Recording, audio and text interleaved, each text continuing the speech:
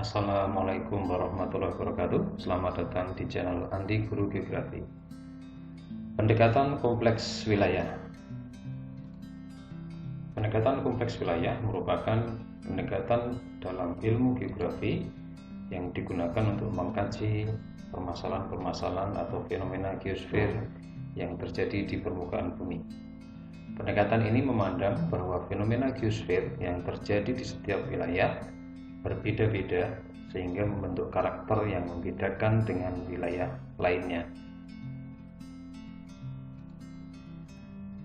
Pendekatan kompleks wilayah memperhatikan faktor persebaran fenomena secara keruangan dan bagaimana interaksi antara manusia atau antara manusia dengan alam.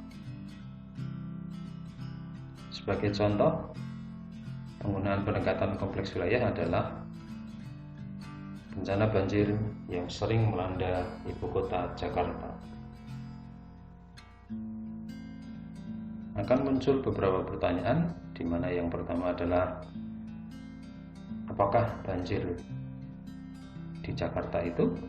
Kemudian di mana wilayah di Jakarta yang sering terdampak oleh banjir? Kapan banjir di Jakarta terjadi? Mengapa banjir dapat terjadi di Jakarta? Siapa apa yang terlibat dalam bencana banjir yang sering melanda Jakarta? Kemudian bagaimana proses terjadinya banjir di Jakarta? Kita mulai dari yang pertama, apakah banjir Jakarta itu? Ya, banjir Jakarta merupakan penggenangan air yang terjadi di beberapa wilayah Jakarta yang sering terjadi di setiap musim penghujan. Di mana saja? Ya, banjir yang terjadi di Jakarta ini berdasarkan peta daerah rawan banjir pada tahun 2015. Diketahui wilayah-wilayah yang rawan banjir itu di daerah utara, di Jakarta Barat bagian utara, kemudian Jakarta Utara. Ini merupakan daerah yang rawan banjir. Ada beberapa sedikit daerah di Jakarta Selatan dan Jakarta Timur. Di mana titik-titik rawan banjir pada informasi dari Polda Metro Jaya pada tahun 2019 itu ada 97 titik banjir yang rawan akan banjir. Kapan bencana banjir itu terjadi di Jakarta?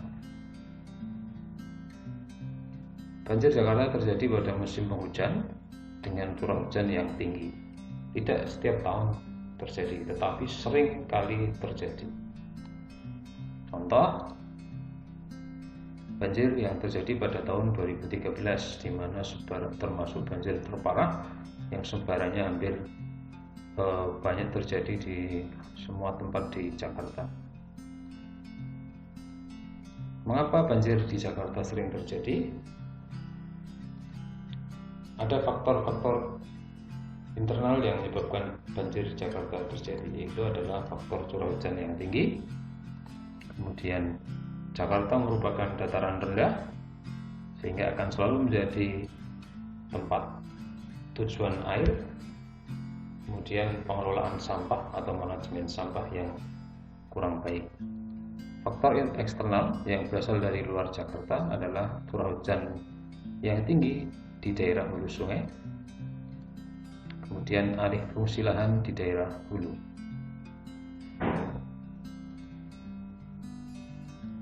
Siapa atau apa yang terdampak banjir di Jakarta? Pertama sudah pasti adalah penduduk di Jakarta. Kemudian fasilitas-fasilitas umum seperti sarana prasarana transportasi, jalur rel kereta api, jembatan, bangunan penduduk maupun bangunan umum seperti bangunan sekolah. Bagaimana proses terjadinya banjir di Jakarta? Dari analisis keruangan bisa diketahui bahwa sebaran banjir di Jakarta terjadi di banyak titik. Paling banyak terdapat di daerah Jakarta Barat bagian utara dan Jakarta Utara. Melihat pada kondisi geologinya, Jakarta merupakan daerah aluvium pada bagian utara. Ini yang berwarna coklat ini adalah daerah aluvium atau daerah pengendapan material hasil erosi. Kemudian yang berwarna kuning ini adalah endapan dari pematang pantai. Kemudian ini adalah kipas aluvial. Jika melihat kondisi geologinya, maka bisa dikatakan pasti akan ada media yang membawa endapan ini, yaitu air. Jika ada air yang membawa, berarti akan ada aliran yang mengalir ke Jakarta. Nah, ini dibuktikan dari adanya aliran air yang melewati Jakarta. Ada sebanyak 13 sungai yang masuk ke Jakarta. Barang tentu jika terjadi hujan yang deras, maka 13 sungai ini pasti akan penuh dan kemudian meluap. Apalagi Jakarta sebagai dataran rendah, maka air yang mengalir tidak akan cepat dan akan cenderung menggenang di wilayah-wilayah sekitarnya. Nah, karena merupakan dataran rendah, maka akan selalu dilewati air. Dari contoh peta genangan air tahun 2002 dan 2007, daerah-daerah di sepanjang aliran air sungai ini selalu akan terkena dampak dari banjir. Berikutnya dari sisi analisis secara ekologi atau lingkungan, masih rendahnya kesadaran masyarakat dalam mengelola sampah. Ini bisa kita lihat dari banyaknya sudut-sudut kota yang masih menumpuk sampah secara sembarangan atau pembuangan sampah secara sembarangan. Kita lihat seperti ini di sudut pasar, bahkan di sudut rumah, di jalan-jalan umum masih ditemukan gundukan-gundukan sampah. Ini berarti menunjukkan tidak efektifnya perda tentang pengelolaan sampah di Jakarta. Nah, pada musim penghujan, sampah itu nanti akan menyumbat saluran air.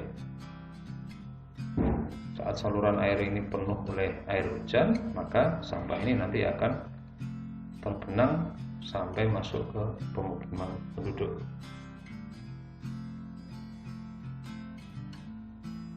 Faktor yang lain adalah pemanfaatan air tanah yang secara berlebihan dan sistem sanitasi yang kurang baik. Ini menyebabkan Jakarta dalam kurun waktu 35 tahun mengalami penurunan muka tanah di daerah Jakarta Barat bagian utara itu sampai 4,1 meter. Kurang tentu menjadikan wilayah ini menjadi rendah dibanding tempat lain, sehingga saat terjadi banjir pasti akan air mengarah ke area-area yang mengalami penurunan muka tanah.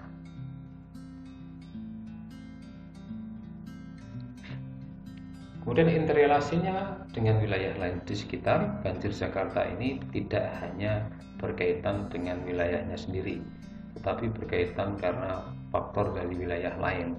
Misalnya adalah Jakarta ini merupakan tempat paling rendah dibanding sekitarnya, maka pada saat terjadi hujan, misalnya di daerah Bogor, di Gunung Salak, Gunung Pangrango, Bedih, Gunung Halimun, maka air akan menuju ke arah Jakarta. Di lereng bagian utara pasti air hujan akan jatuh, kemudian mengalir ke Jakarta.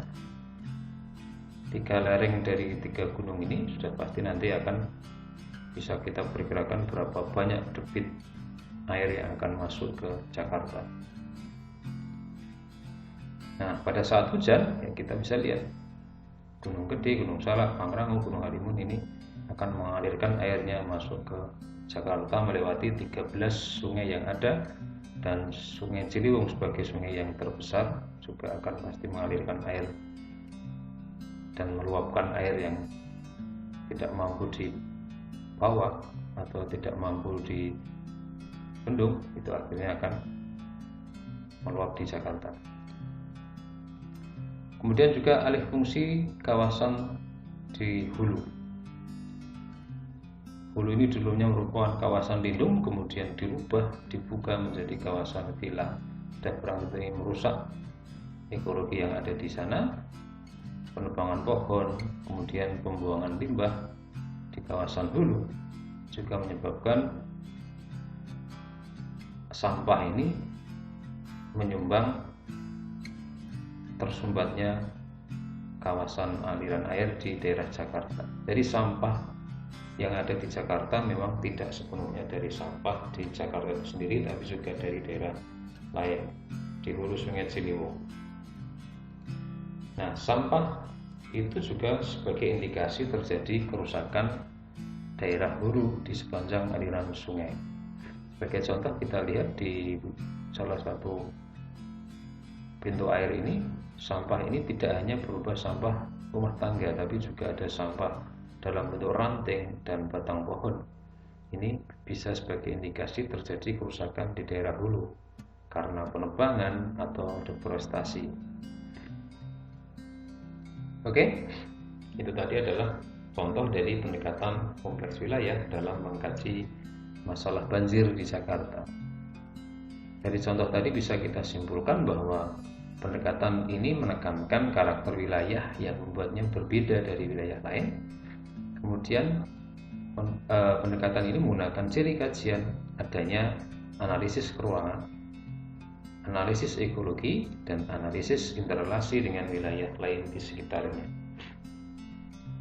Nah, bisa dikatakan pendekatan kompleks wilayah ini merupakan perpaduan antara pendekatan keruangan dengan pendekatan ekologi, ditambah faktor ketiga yang merupakan ciri khas dari kompleks wilayah. Oke, cukup sekian yang bisa kita bahas. Assalamualaikum warahmatullahi wabarakatuh. Terima kasih.